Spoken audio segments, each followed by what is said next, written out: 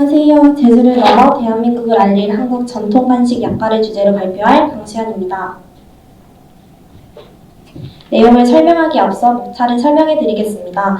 먼저 이 주제를 선정한 배경 및 목적과 약과에 대한 설명, 약과 선정 이유를 발표하겠습니다.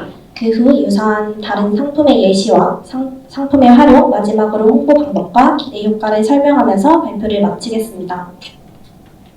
먼저 배경 및 목적입니다. 저는 제주도에 대해 알아보는 도중 제주도 내 문제점들을 발견하게 됐는데 여기서 저는 두 가지 문제점을 다뤄보도록 하겠습니다. 첫 번째 문제점으로 못난이 농산물입니다. 여러분 혹시 못난이 농산물에 대해 들어본 적이 있으신가요? 못난이 농산물이란 품질에는 아무런 이상이 없지만 작은 흠집이 있거나 모양이 일정하지 않아 상품성이 떨어지는 농산물을 말합니다. 매년 13억 톤의 못난이 농산물이 버려지거나 폐기되는데 우리나라에서는 이를 처리하기 위해 연간 6천억 원의 비용이 발생하고 있다고 합니다. 게다가 이를 폐기할 때 지구온난화의 주범인 메탄과 이산화질소가 발생한다고 합니다. 제주도에서도 이런 못난이 농산물의 문제점을 찾아볼 수 있었는데요. 제주 감귤은 생산량이 많은 만큼 해마다 판매되지 못하는 비상품 감귤량 역시 상당하다고 합니다. 제주특별자치도에 따르면 비상품 감귤은 약 7만 1,000톤으로 추정되며 이로 인하여 감귤 매립장은 포화 상태이고 악취 등 다양한 문제를 일으키고 있다고 합니다. 제주도의 두 번째 문제점으로는 사라져가는 제주 특산물입니다.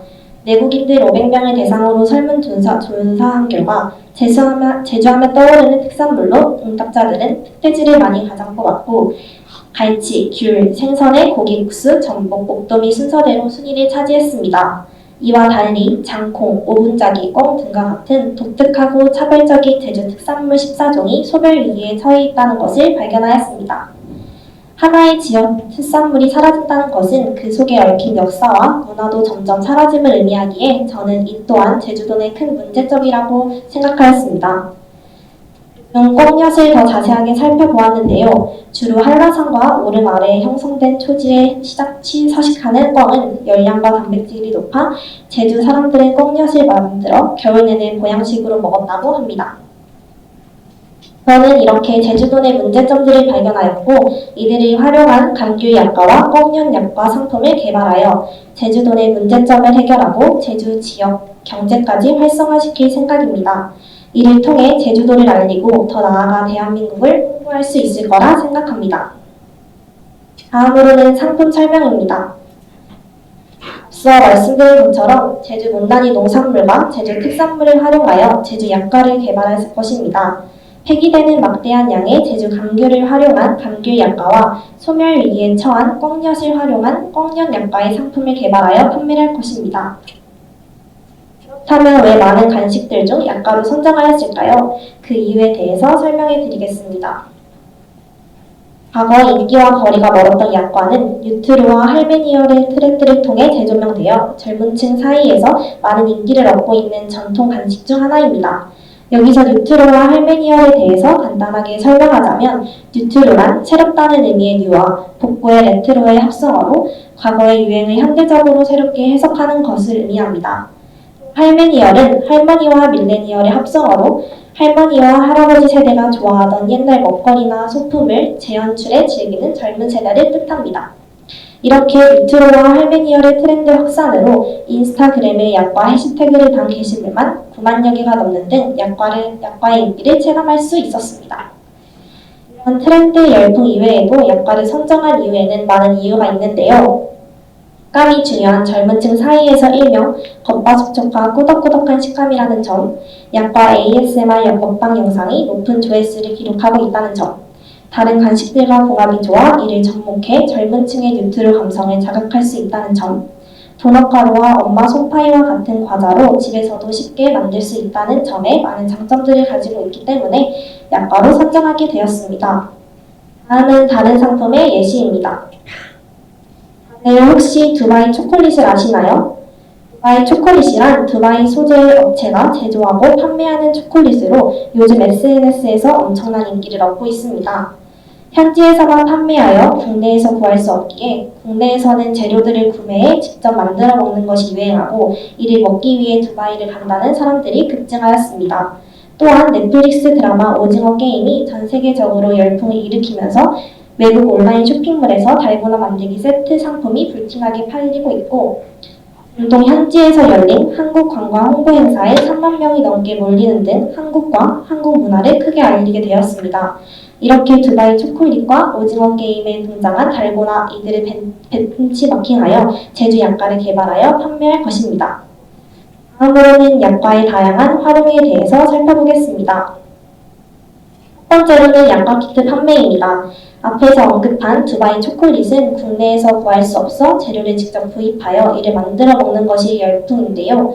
재료를 각각 구입하는 것에 어려움이 있어 두바이 초콜릿 키트가 많은 사랑을 받고 있습니다.